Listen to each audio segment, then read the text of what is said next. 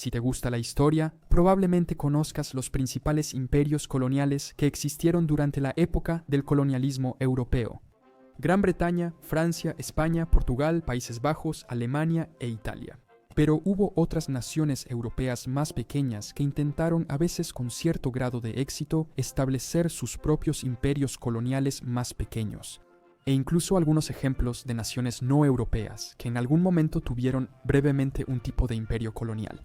Así que en este video voy a hablar sobre algunos de los imperios coloniales menos conocidos en la historia.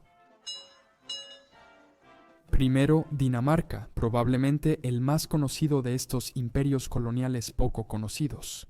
Poseía territorios, pocos y pequeños, en todos los continentes excepto Oceanía. Si contamos sus posesiones europeas, que técnicamente también eran dominios de ultramar, en realidad controlaban mucho territorio: Noruega, Islandia y las Islas Feroe, controlando efectivamente la parte más septentrional del Océano Atlántico. No era una ruta comercial tan rentable, así que no les generaba grandes ganancias en ese momento. También gobernaron temporalmente parte de Estonia y algunas tierras en Curlandia.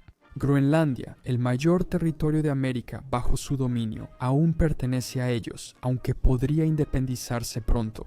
Y aunque estos dominios helados no eran muy rentables, aún servían para expandir su control y adquirir bienes específicos del Ártico, como pieles y cueros, además de la pesca. Además de eso, también se expandieron a las áreas coloniales típicas.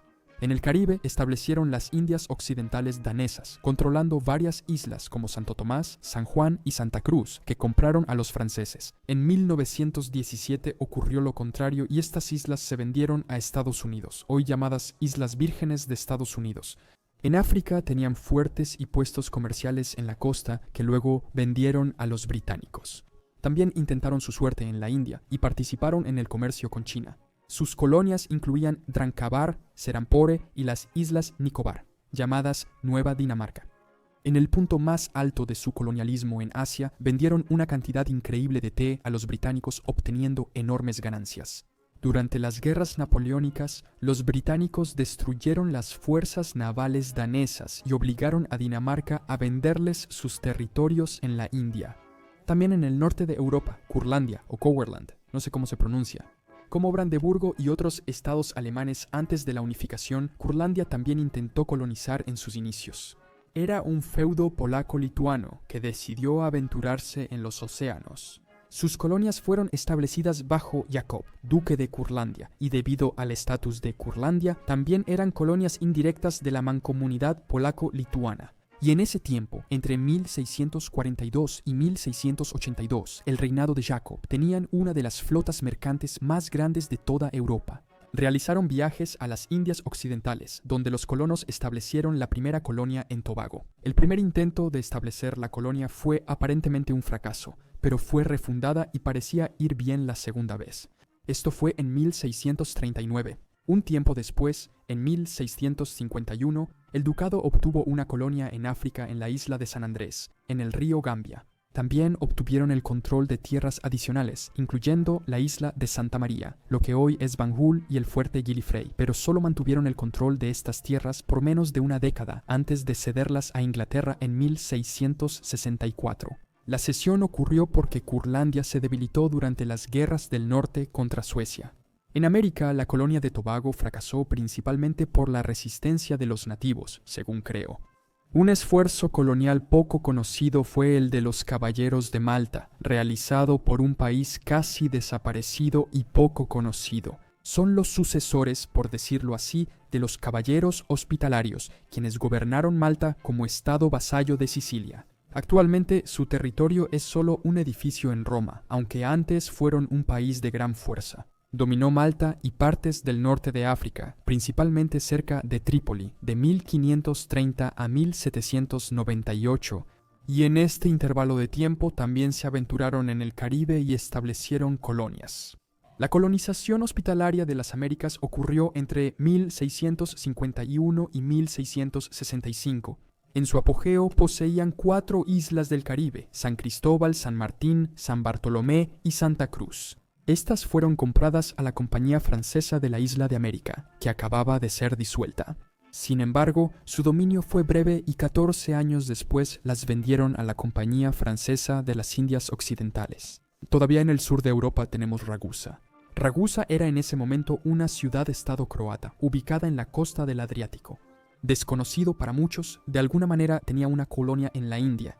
Los ragusanos eran famosos comerciantes y navegantes, y su república mercantil, como su nombre lo indica, dependía en gran medida. En cierto momento, tuvieron una de las flotas comerciales más grandes de Europa y embajadas en muchas ciudades para facilitar y posiblemente expandir su comercio a otros continentes. En el siglo XVI intentaron establecer una colonia en la India. Goa era un dominio portugués, así que, hasta donde sé, la soberanía ragusana nunca existió allí. Pero establecieron un puesto comercial en la colonia de Sombraje, y muchos ragusanos nativos se mudaron a la zona. Construyeron esta iglesia replicando una de su ciudad natal y la dedicaron al santo patrón de Dubrovnik, San Blas. Aparentemente al principio les fue razonablemente bien, pero luego, por alguna razón, el comercio entre ellos y los indios comenzó a disminuir y muchos colonos se mudaron fuera de la colonia. En 1667, Dubrovnik sufrió un terremoto tremendo, que destruyó gran parte de la ciudad y acabó con su próspero comercio. Su poder financiero y militar disminuyó tanto, incluso en Europa, que abandonaron cualquier ambición y proyecto colonial. Un país importante en ese momento que nunca pudo establecer una presencia colonial fuerte fue Austria, es decir, el imperio de los Habsburgo. Sin embargo, lo intentaron. Austria intentó colonizar brevemente las islas Nicobar en el mar de las Indias Orientales, pero fracasó como los daneses. Después de que los daneses se fueron, los austriacos tomaron el control de la cadena de islas y permanecieron allí desde 1778 hasta 1783. Finalmente, la colonia fue abandonada debido a la muerte de Gottfried Stahl, quien estaba a cargo del territorio. El interés austriaco en territorios de ultramar disminuyó y finalmente se vendieron a los británicos, quienes los tomaron. Había también una compañía comercial en Flandes, la Compañía de las Indias Orientales de Ostende, empresa mercante privada fundada en 1715. Ningún austriaco participó y la única relación con Austria era que el emperador Carlos VI controlaba sus tierras. En 1778, la emperatriz María Teresa se interesó por el colonialismo asiático y fundó la Compañía Asiática Austriaca de Trieste. Intentaron establecer un asentamiento minero de oro en la costa de Mozambique, pero fracasó y pronto fueron expulsados por los portugueses. Intentaron comprar río de oro a España en la costa occidental de África. A pesar del apoyo de los austriacos y del propio emperador, los húngaros bloquearon la compra, argumentando que la expansión naval dañaría el presupuesto nacional. Contaban con una pequeña concesión en Tianjin, China, de solo 0.6 kilómetros cuadrados que perdieron en la Primera Guerra Mundial. El imperio de los Habsburgo, luego Austria-Hungría, fue probablemente la única gran potencia europea que no tuvo colonias. Supongo que Rusia es probablemente otro ejemplo, ya que solo llegó hasta Alaska y algunos puestos en California, entre otros. La razón por la que estas dos grandes naciones no se aventuraron tanto a los océanos es simple: se aventuraron por tierra. El imperio de Austria-Hungría tomó el territorio de otras naciones naturales, por así decirlo, como Bosnia, Serbia, Croacia, y así ya estaban expandiendo su dominio sobre estas nuevas tierras. También eran tierras sumamente problemáticas, así que los mantenían lo suficientemente ocupados como para que no quisieran, o lo más probable no pudieran, aventurarse a ningún otro lugar. Ya tenían suficientes problemas en Europa como para buscar más. Rusia también se expandió por tierra, pero de manera diferente. Gobernaron algunos lugares problemáticos también, pero en su mayoría otros lugares deshabitados, como Siberia, un territorio gigantesco cuya colonización y anexión rusa algunos comparan con el dominio temporal que los británicos tuvieron sobre la India. No estoy seguro de estar de acuerdo, pero fue importante. Más al norte, Suecia. Suecia, como Dinamarca, tuvo colonias en África, América y Asia. En África controlaron la costa de Oro Sueca, hoy Ghana, y establecieron algunos asentamientos. Fuerte Apolonia, Christianborg, Battenstein, Witzen y Karlsborg. Llegaron en 1650, pero para 1663 perdieron estos territorios ante daneses y holandeses. En América fundaron colonias en Nueva Suecia, San Bartolomé y Guadalupe. Nueva Suecia fue una colonia sueca en América del Norte, ubicada en los tramos bajos del río Delaware de 1638 a 1655. El fuerte Cristina en Wilmington, Delaware, fue el primer asentamiento y pronto se expandieron a lo que hoy es Nueva Jersey, Nueva York y Pensilvania.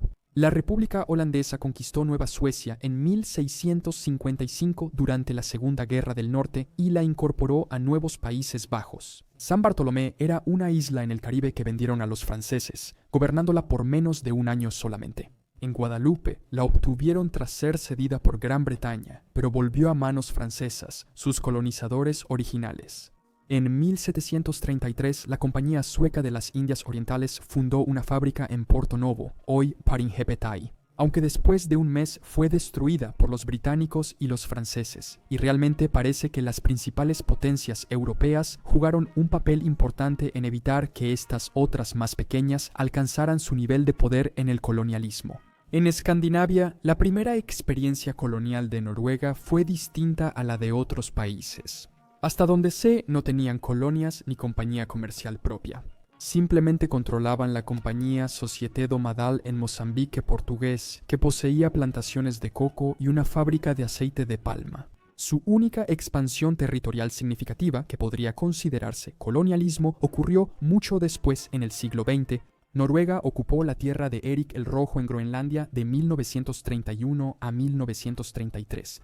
Sus expediciones a la Antártida llevaron a la anexión noruega de la primera Isla Bouvet en 1927 y de la primera Isla Pedro I en 1929. Su posterior expansión hacia mar abierto llevó a la anexión total de estas islas hasta el día de hoy, sin perderlas en el proceso de descolonización, como fue el caso de la mayoría de los territorios de ultramar de Europa. Estas islas estaban deshabitadas al ser reclamadas, por lo que tiene sentido que siguieran siendo suyas. Noruega también mantuvo la soberanía sobre la tierra de la reina Maud en la Antártida. Además, a pesar de que no fueron iniciativas lideradas por el Estado y por lo tanto nunca se convirtieron en territorios noruegos, muchos asentamientos en todo el mundo fueron establecidos por personas noruegas. Algunos ejemplos incluyen la colonia noruega en California, Marburgo en Sudáfrica, Joinville en Brasil y Northwood en Nueva Zelanda. Y por último, la única nación fuera de Europa en la lista, Nueva Zelanda. Esta elección es debatible, ya que Nueva Zelanda no tuvo un movimiento colonial, pero sí experimentó cierto colonialismo. Entre 1920 y 1962 controlaron Samoa Occidental, que le quitaron a los alemanes que la habían controlado desde 1900. Tras la Primera Guerra Mundial, la Liga de las Naciones dio a Nueva Zelanda un mandato para gobernar las islas. Según lo que leí, nadie los quería ahí, ni ellos ni los samoanos, y ambos estuvieron felices al terminar la experiencia.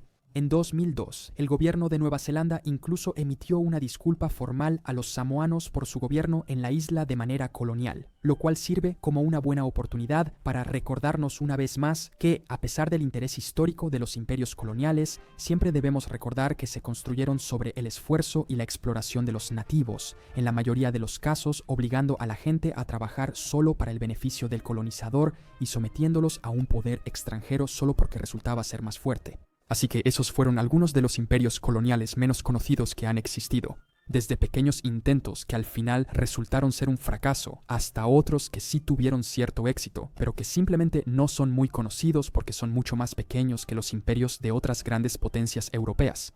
Estos fueron los principales que encontré y, salvo Nueva Zelanda, la mayoría están en Europa. Incluso Nueva Zelanda tiene una dimensión europea por su papel como dominio británico entonces. Así que ¿conoces algún otro imperio colonial de corta duración o simplemente pequeño territorialmente en la historia? Solo házmelo saber en los comentarios y puedo hacer otro video sobre esto. Muchas gracias por ver este video, suscríbete si quieres y nos vemos la próxima con más conocimiento general.